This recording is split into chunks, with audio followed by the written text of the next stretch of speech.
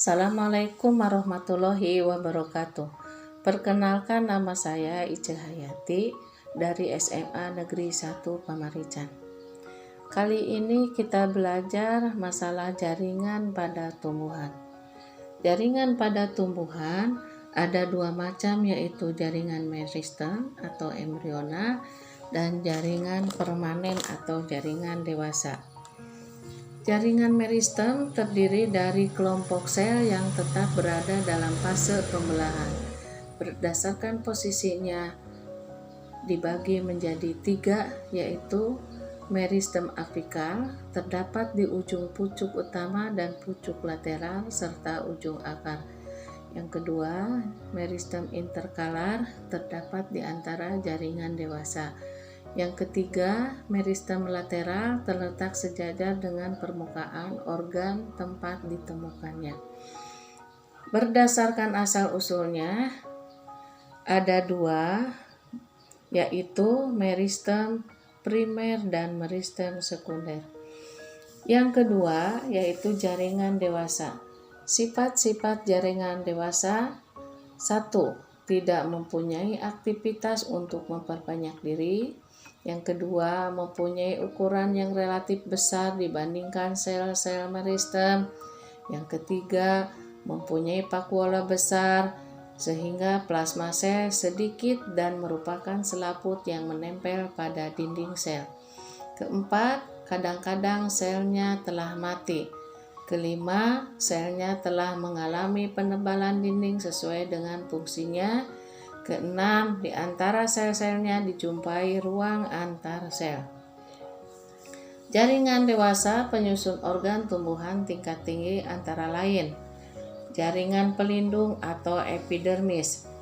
Pada permukaan organ primer tumbuhan seperti akar, batang, daun, bunga, dan buah, berfungsi melindungi bagian dalam tumbuhan disebut jaringan pelindung.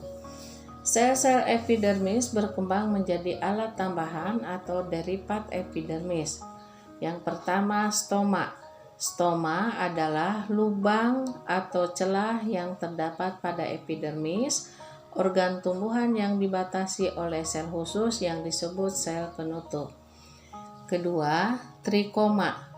Trikoma berasal dari sel-sel epidermis. 3. Sel kipas. Tersusun dari beberapa sel berdinding tipis, ukuran yang lebih besar dibandingkan sel-sel epidermis di sekitarnya. Yang keempat, epidermis ganda. Morasi, piperasi, begoniasi, dan malvasi terdapat lebih dari satu lapisan sel di bawah epidermis. B. Jaringan dasar atau parenkim. Parenkim dijumpai di antara epidermis dan pembuluh angkut, pada akar dan batang sebagai kortek. Parenkim dapat dijumpai sebagai empelur batang.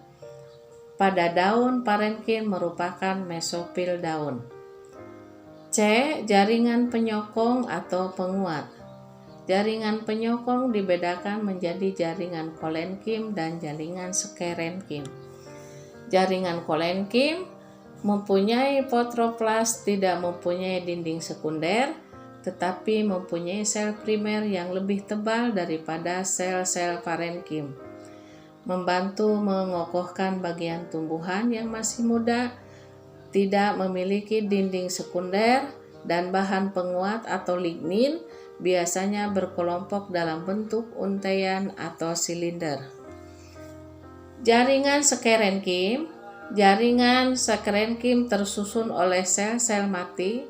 Seluruh bagian dindingnya mengalami penebalan sehingga memiliki sifat kuat.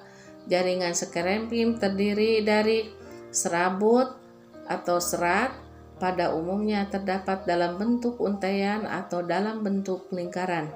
Yang kedua, skeroid.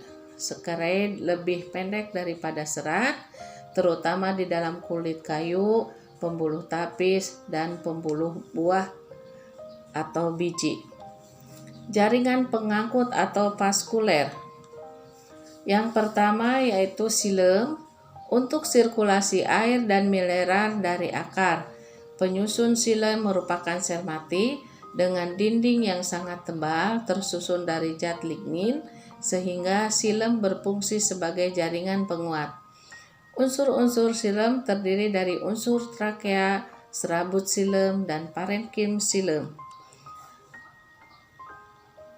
Unsur trakea terdiri dari trakea dan trakeid. Trakea tersusun oleh sel-sel berbentuk tabung yang berhubungan pada ujung-ujungnya. Trakeid berupa sel lancip dan panjang dengan dinding sel yang berlubang-lubang noktah. Yang kedua, serabut xilem berdinding tebal dan memiliki noktah yang lebih sempit daripada noktah trakeid. Yang ketiga, parenkim xilem tersusun dari sel-sel yang masih hidup berfungsi sebagai tempat cadangan makanan. Yang kedua yaitu phloem. Terdiri dari unsur-unsur tapis. Sel-sel tapis berbentuk tabung dengan bagian ujung berlubang-lubang atau pori-pori. Yang kedua, sel pengiring.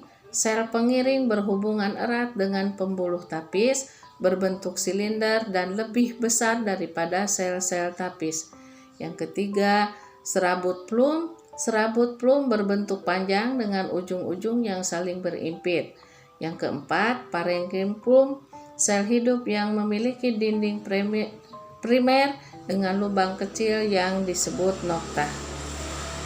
Tipe-tipe berkas pengangkut. Yang pertama, tipe kolateral, berkas pengangkut di mana xilem dan phloem terletak berdampingan.